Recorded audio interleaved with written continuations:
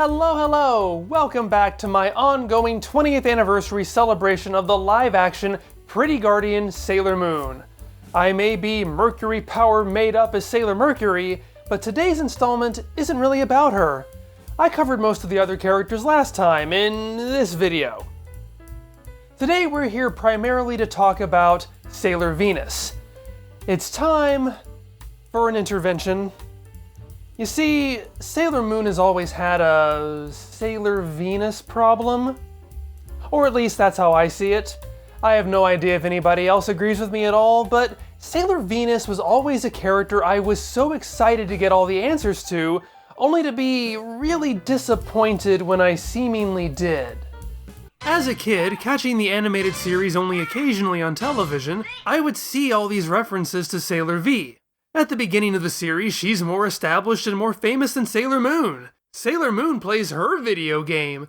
Sailor Moon finds all of her other friends and recruits them, but Sailor V is already out there doing her own thing. She doesn't need Sailor Moon to get in on the action. And you know how Sailor Moon has Luna? Nobody else has a talking cat.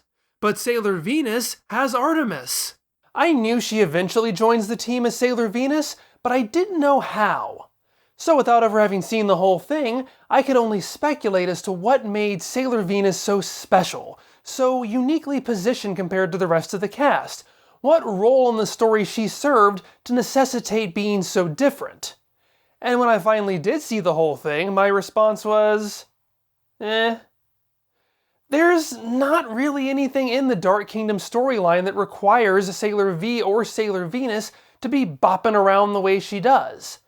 Unfortunately, Sailor Venus never really lives up to the hype, becoming a character who just falls in line with the others. How does the original Sailor Guardian end up being the fifth banana?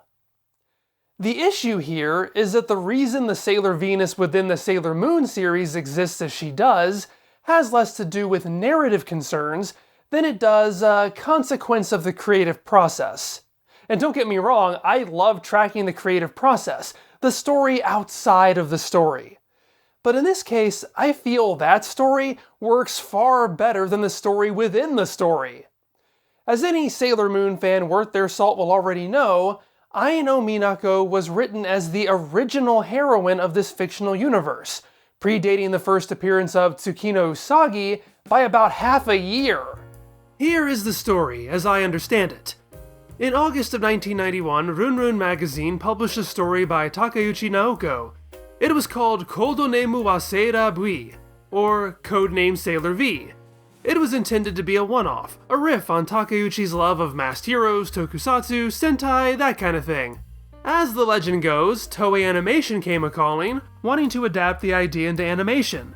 Takeuchi retooled the concept, now focused on a team of heroes, and launched it as a new series, Bishoujo Senshi Sailor Moon, or Pretty Guardian Sailor Moon. But rather than discarding codename Sailor V as a prototype or pilot, Takeuchi made the bold decision of incorporating its narrative into the new series. The very first thing Sailor Moon tells its audience is that Sailor V is a known hero in this world, establishing Sailor Moon as a sequel to Sailor V. And Minako eventually joins the Sailor Senshi as a fully realized Sailor Venus. Interestingly, Takeuchi would continue codename Sailor V as a series alongside Pretty Guardian Sailor Moon, telling more of Minako's early adventures. While not updated nearly as regularly, Sailor V ran all the way until 1997. As soon as Sailor Moon took off, Sailor V wasted no time adding in early bird cameos of several established Sailor Moon characters, hinting at the eventual crossing of their paths and reframing codename Sailor V as a prequel to Pretty Guardian Sailor Moon. It's a pretty interesting idea, a very creative way of reorganizing earlier drafts into the story. It's kind of like how Star Trek recycled its unaired pilot into an extended flashback in the series proper, turning its standalone adventure into Spock's backstory and passing off the inconsistencies between productions as, that was like 12 years ago, of course things look different. I was too busy looking for narrative reasons as to why Sailor V exists, but the fact of the matter is, she's only here to tie the two series together. The unfortunate casualty of all this, though, is Minako, who gets demoted from the main character of her own series to simply a member of the ensemble in the far more popular Sailor Moon. Codename Sailor V is little more than a footnote in the history of the franchise. Sailor V herself ultimately ended up being cast as the John the Baptist to Sailor Moon's Jesus Christ. Interesting in her own heyday, but ultimately just a messenger for a much more important character. That's disappointing, sure, but the main issue is that while Sailor V's story was retooled so as to not just be a prototype for Sailor Moon, it still very much is. Both series feature a teenage protagonist who is ditzy, lazy, sleepy, and regularly late for school. Both feature magical talking cats who have to nag and prod the heroine to do her damn job. Both heroines have a normie best friend as well as a swirly bespectacled nerd friend with nearly identical names and even more identical appearances. Therein lies the source of the Sailor Venus problem. Sailor Moon and Sailor V are the same character. So when you put them both into the same series, Sailor Venus becomes redundant. Heck, so does Artemis, as he's essentially Boy Luna. I'm surprised this image of Amano and Umino together didn't cause the universe to explode in a puff of divide by zero anti-logic. In the immortal words of the sages Rogers and Hammerstein, how do you solve a problem like Minako? How do you set Minako apart when she is basically the proto-Usagi and enters into the Dark Kingdom story far too late to make an impression? The manga tries to remedy this by casting Sailor Venus as the decoy princess and putting her in a role of authority over the other guardians in their previous life. Granted, that's setting her up primarily as a red herring to be supplanted by Sailor Moon, which is still kinda sad, but at least it's a logical role for her to fill. To my dying day, I'll never understand this, but the anime strips out the decoy princess thing entirely. Are you the princess we're looking for? Teehee, no.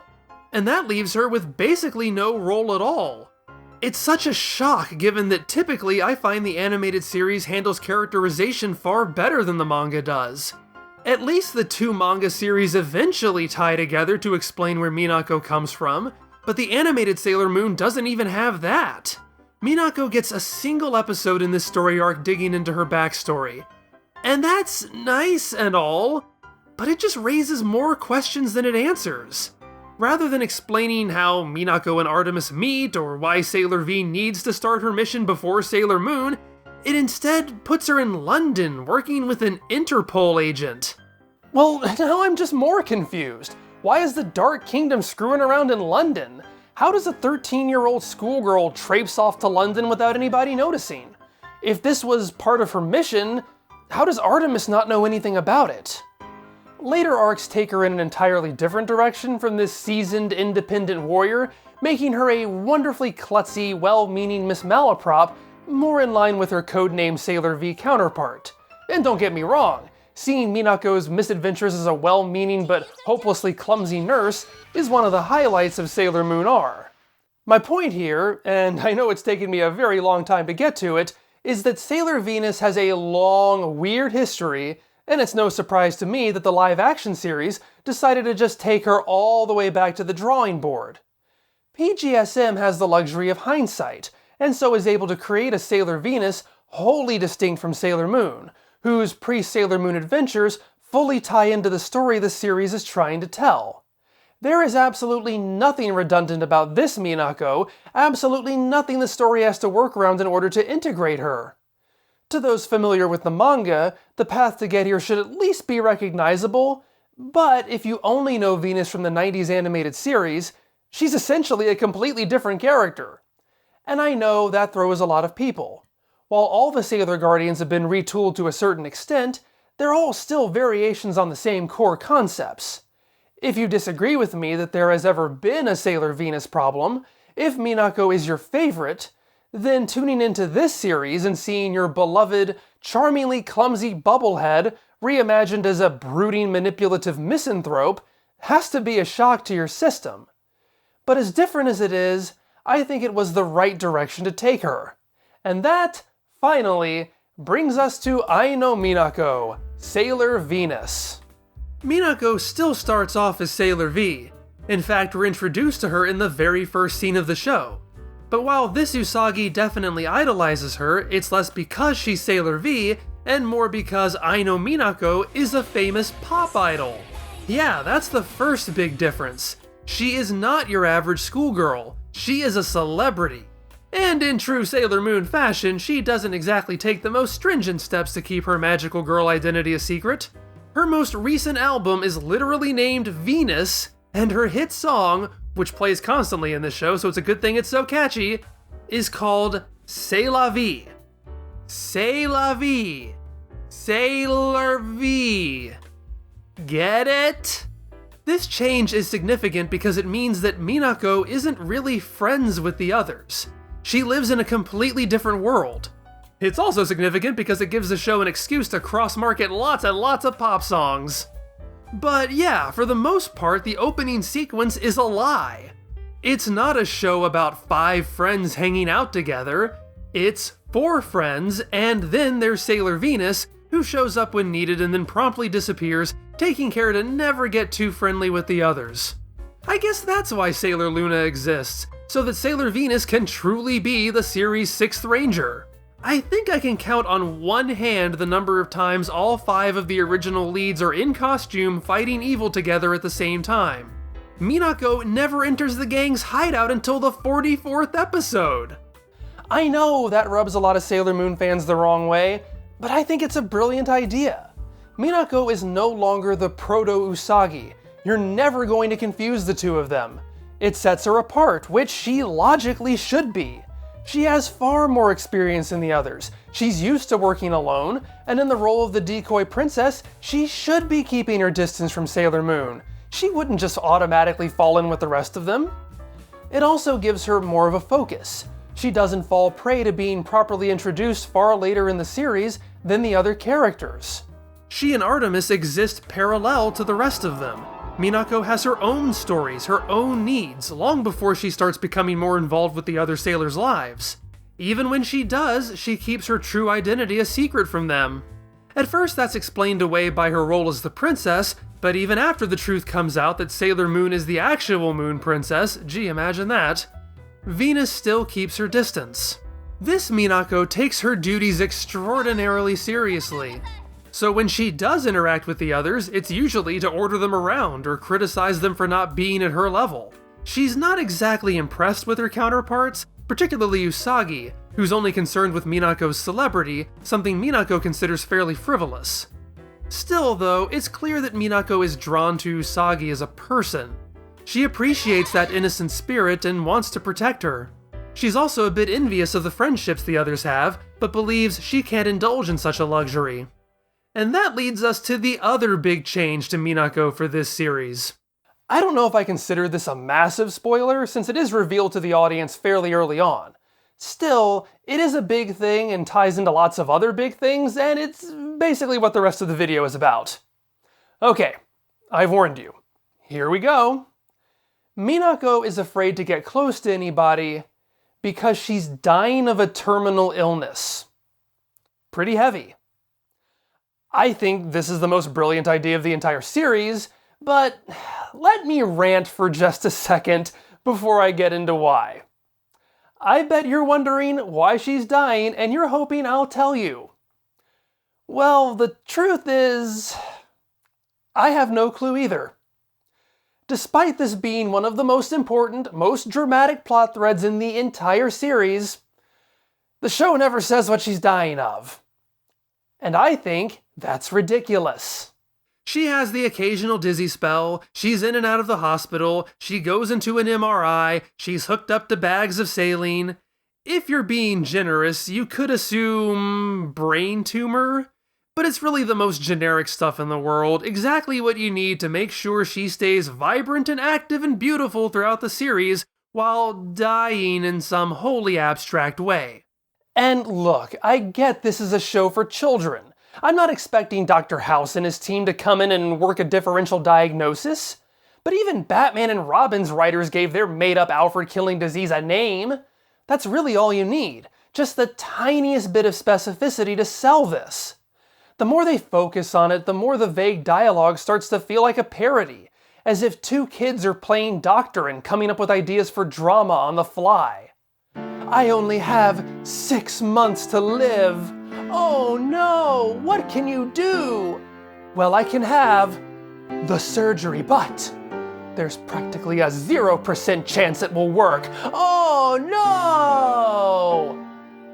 Just give your made-up disease a name. Okay, I'm done. Now, let me explain why, despite that huge failing, this is brilliant.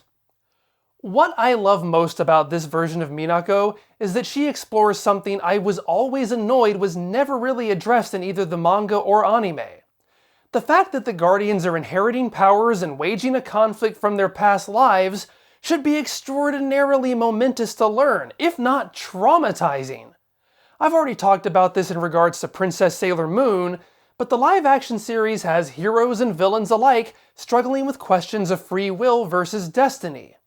While most of them have their own positions and roles to play, that conversation is largely driven by Minako. As is common with someone facing mortality, Minako struggles to find meaning in her life. Becoming Sailor Venus gives her a sense of purpose. It makes everything make sense. Embracing her destiny is comforting because it means that her life has a plan. She is fated to carry out her mission just as she is fated to die. C'est la vie. Get it? That's why she takes her role so seriously. Her entire identity is built atop this philosophy. However, this eventually becomes an obsession, to the exclusion of everything else. She wants to give up on her music. She wants to discard Ai no Minako entirely. It all feels frivolous and fleeting compared to what she feels she has to accomplish in her remaining time. As I joked, there's even an extremely risky surgery that might cure her, but she refuses to go through with it. She's not willing to risk Sailor Venus's mission for Ai no Minako's life. As she says, Minako could die tomorrow, but Sailor Venus will live forever. But it's not just that. She's scared. Focusing on her mission, on her destiny, keeps her from having to confront her mortality, ever having to gamble on that nearly 0% outcome. If this is all preordained, if this is all for Sailor Venus, then she never has to deal with herself. Even Artemis begins to worry that she's throwing her own life away, and Minako's response to that is to push him away for not taking their mission seriously enough. This is where we finally pull that pin on Sailor Mars. Venus reveals her identity to Mars before anybody else. They have their own ongoing subplot, which is mostly driven by the fact that Rei hates her guts. Rei resents this mostly absent princess trying to tell her what to do. She sets out on her own quest to track Venus down and figure out her deal. Minako, in turn, resents this invasion into her privacy and responds by tricking Rei into uncomfortable situations.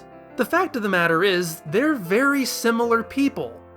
They're both independent and stubborn and prefer to work alone.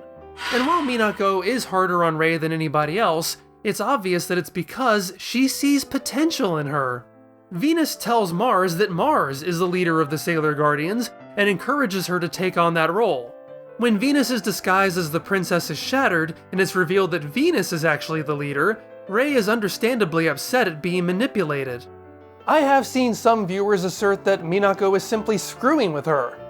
The show never explicitly states this, but the motivation seems pretty obvious to me.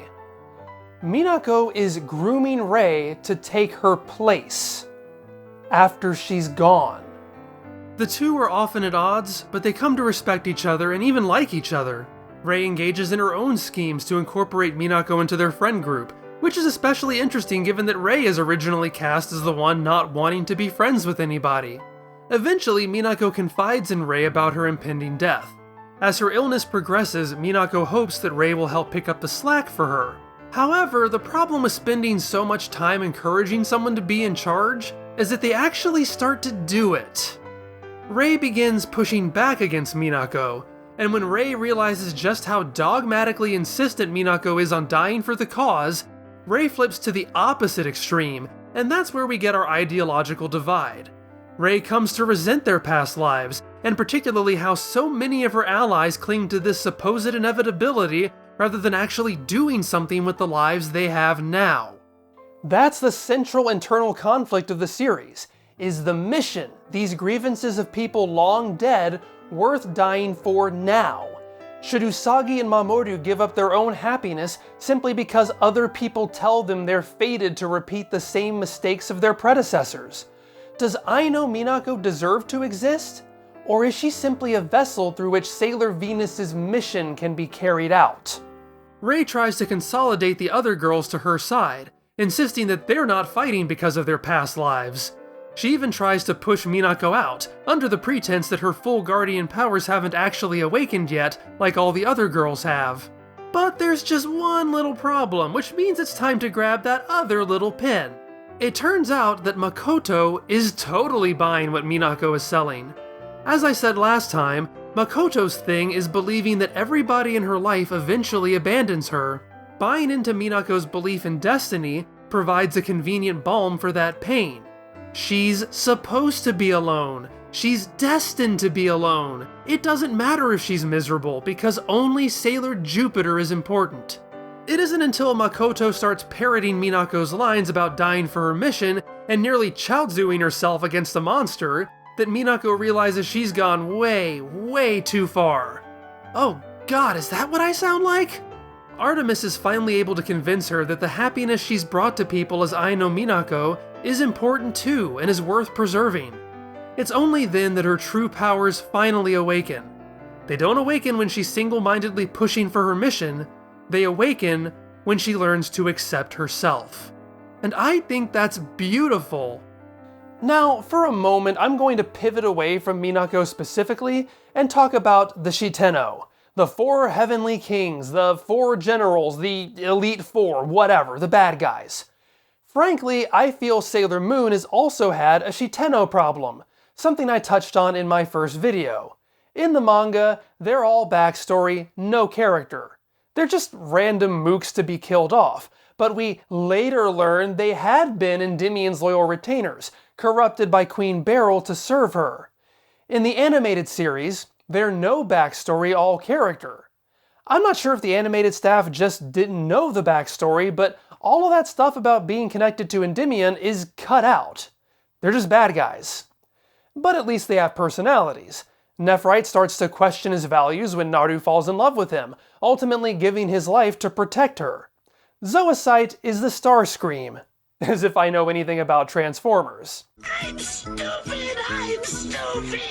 Petty and scheming, and also in a romantic relationship with Kunzite. I definitely prefer the anime's approach to them over the mangas, but it still feels like there was the kernel of a better idea in the manga. It just never sprouted. So of course, PGSM fixes all of that. That's what it does. First off, unlike the sailors in Tuxedo Mask, who are all put in costumes that are practically one-to-one matches of their hand-drawn counterparts, the Shitennou aren't. Aside from Jadeite, you're probably never going to be able to guess which of these is which. They look nothing like they do in any other version. No biggie though. As this series is more closely rooted in the manga, the characterizations from the 90s TV series are nowhere to be found. But since they have no personalities in the manga, they have to be rebuilt from scratch here. Jadeite and Nephrite are both the biggest Queen Beryl simps. Even when they find out they're under mind control, even when she tries to make them kill themselves, they don't care. They just want mommy. They need mommy. They're ultimately both kinda pathetic. Jadeite at least is savvy enough to jump into Kunzite's winning strategies in order to keep his head above water. Nephrite, however, is such a doormat that eventually nobody respects him anymore, and Kunzite seems to make it his own personal game to see how fast he can break Nephrite's spirit. Kunzite is the wild card. He's awake enough that he doesn't feel any particular loyalty to Queen Beryl, but he's still under her control. He makes it clear that he's not trying to revive Queen Metalia for Beryl's sake, but for his own. This rightly pisses Queen Beryl off, but he's so effective, probably the only one of her underlings who is, that she has to keep him around anyway. And finally, there's Zoisite, who is the polar opposite of his animated counterpart. He's no longer the dirty schemer. He's chill, he's zen, he just wants to play his piano. He barely qualifies as a bad guy. At first, he works for Beryl, using his piano-playing astral projection to try to find the princess. However, when he encounters Tuxedo Mask, his memories of his past life awaken, and from that point on, he is completely driven by his need to get his companions away from Beryl and back to their true master.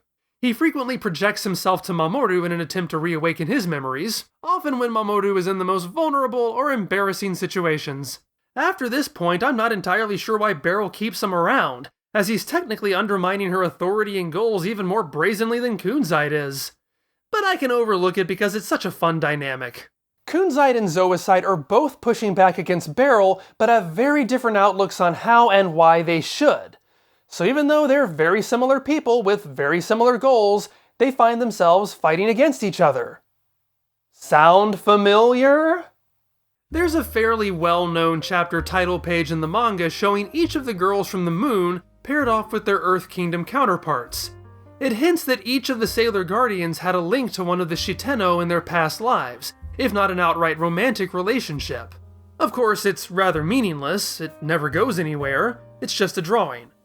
PGSM once again to the rescue, making its villains clear parallels to its heroes. It certainly doesn't match up the characters in the same pairings that the manga does, but who cares? As I mentioned last time, Dark Mercury takes pity on Nephrite during her tenure. It's clear they're both the insecure ones, the people pleasers, the ones who are terrified to be rejected and alone.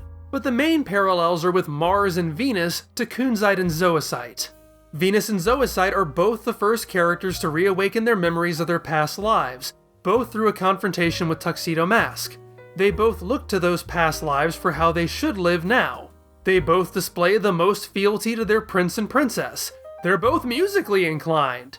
They both have the same goal of keeping Usagi and Mamoru apart, which is why they literally team up in one episode.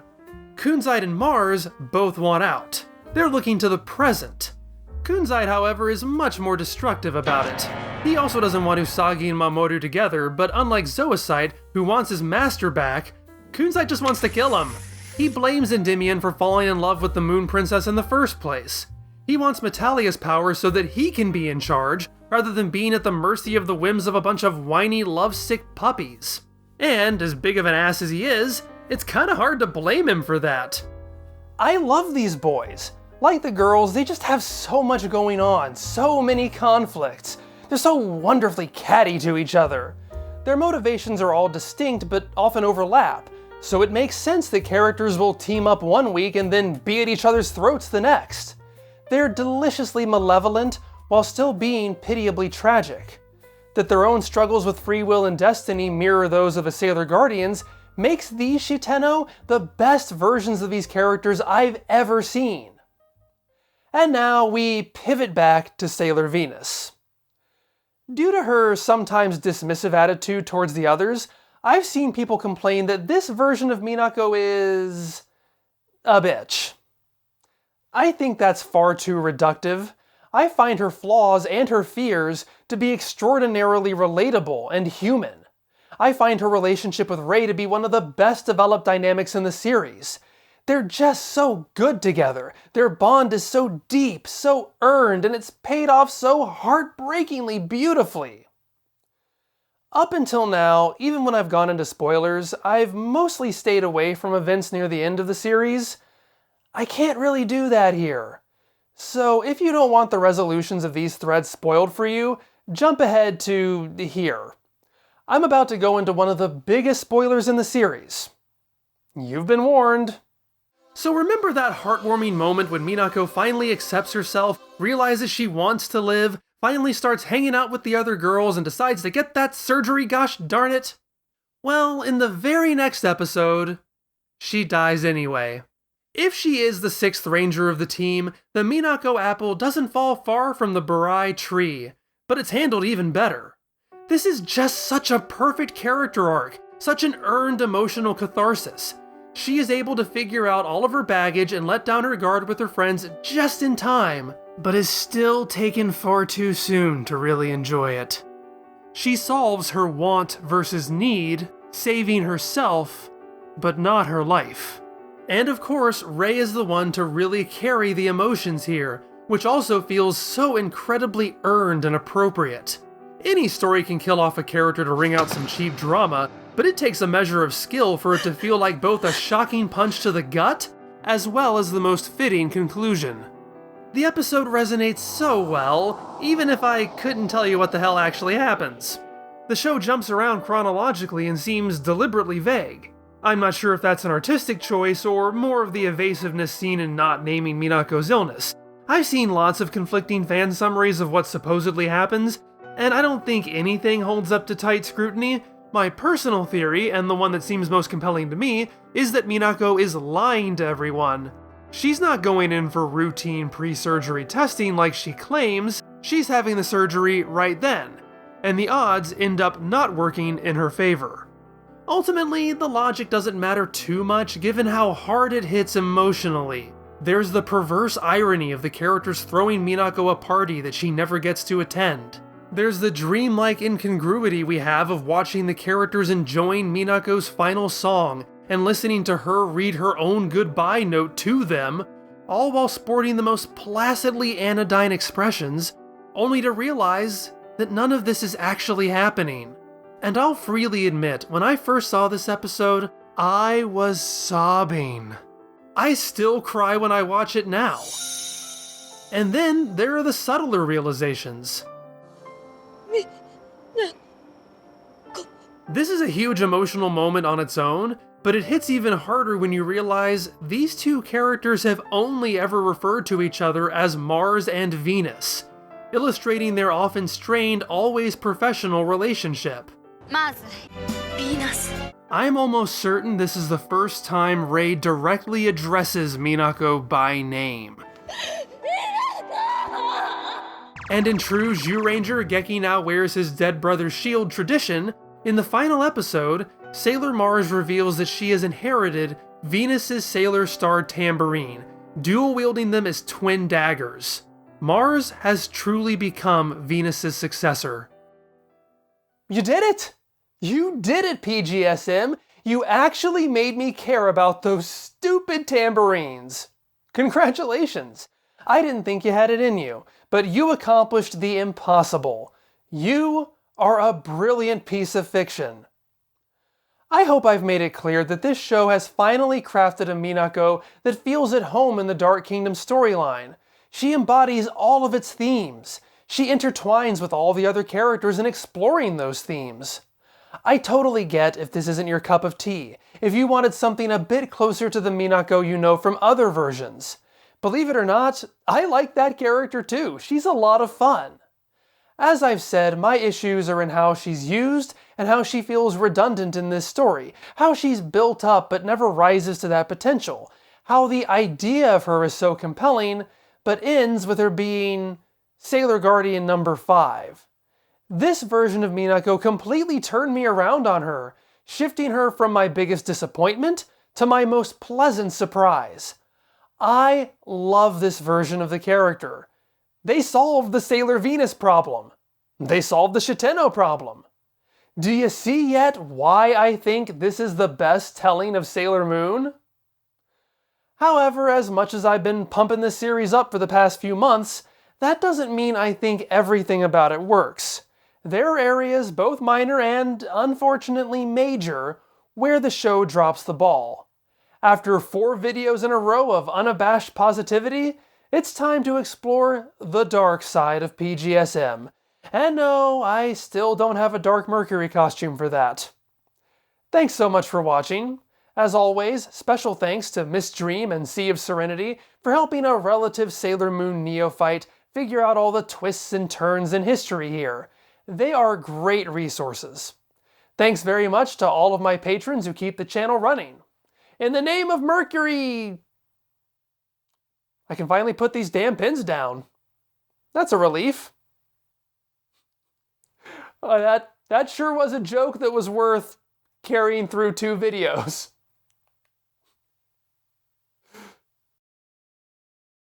Hello! Welcome back to my ongoing 20th anniversary... Drop the remote. Off to a great start. Keep sliding off these satiny skirts. So, without ever having seen the whole thing, stop dropping the remote!